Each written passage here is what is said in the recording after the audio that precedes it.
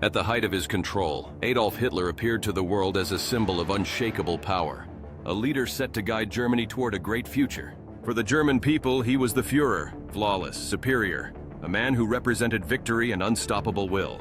But behind this strong exterior, supported by propaganda, stirring speeches, and the country's early successes in war, a complex reality quietly lingered. Photos from the final years of the Second World War showed a man affected by health issues. Since Stalingrad, the German army had suffered a series of challenging defeats on many fronts. This made it harder for propaganda to keep the strong image consistent, especially as Hitler's personal health began to change. After all, the public was only supposed to see him as strong. But who was Adolf Hitler really, away from the cameras? What truths about his health emerged as the war began turning against him? From his known tremors, which hinted at vulnerability, to his political and military choices late in the war, his condition became a point of curiosity and concern. Were these signs of illness part of his experience, or factors that influenced the decisions he made? Today, we will explore how Adolf Hitler's health appeared during the Second World War.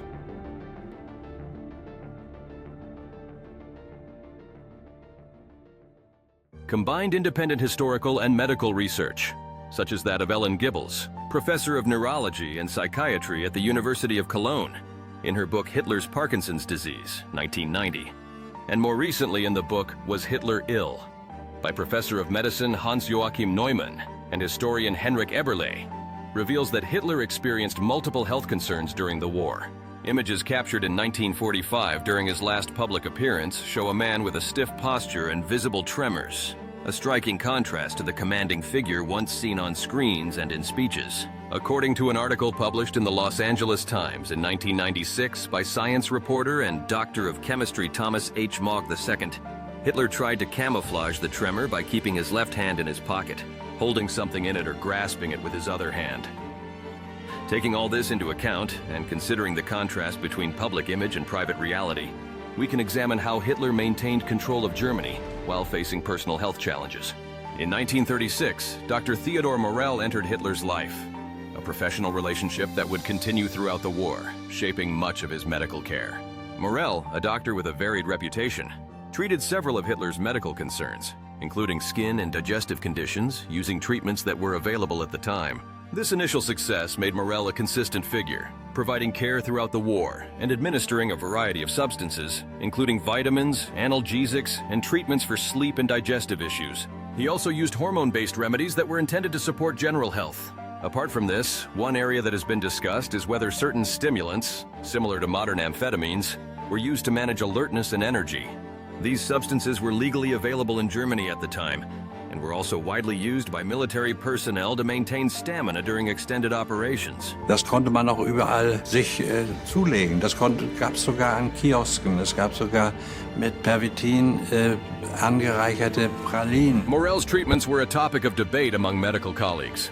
Some raised questions about safety, while others noted that Hitler responded to the care provided. Records suggest that his physical health challenges did not prevent him from carrying out his role as leader. It is a well-known fact that among Hitler's medical concerns, Parkinson's disease has been studied extensively. Research based on newsreels and medical records shows that the first symptoms appeared during the early 1940s. He showed tremors, reduced movement, and changes in posture over time, which were documented in public appearances. Auf diesem Bild wird Hitlers Tremor natürlich sehr deutlich. Also Hitler hatte schon 1941 einen feinschlägigen Tremor. Auf diesem Bild sehen wir aber eine Form, die man als grobschlägig bezeichnet und die eine der letzten Aufnahmen von Hitler ist, mit einem ausgeprägten Tremor. In addition, micrographia, or changes in handwriting size and form, was observed in his later documents. Despite these symptoms, experts conclude that cognitive abilities were not notably affected, and he continued to make decisions and communicate effectively.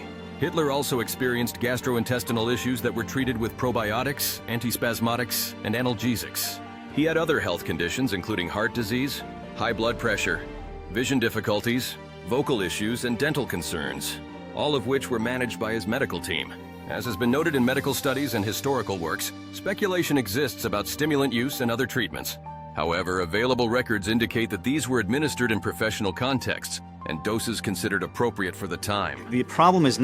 Das Problem ist nicht, dass Hitler Amphetamine bekam oder gar amphetaminsüchtig war, wie manche Leute behaupten.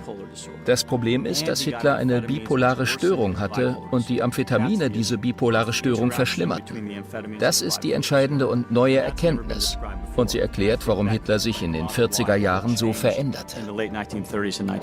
No clear evidence suggests that mental faculties were impaired, and records show continued engagement in leadership and decision-making until the final months of the war. Even as Germany faced significant challenges, Hitler maintained awareness of military and political developments. Health conditions may have coincided with periods of stress, but research concludes they did not prevent him from fulfilling leadership responsibilities. The question of how medical treatment influenced his performance remains part of historical inquiry. Some records suggest treatments aimed to maintain well-being, while others note they were consistent with contemporary medical practices. By April 1945, Hitler's personal doctor departed, and the war situation had reached its final stages. He survived the conflict, and his legacy continues to be studied with regard to both historical and medical contexts.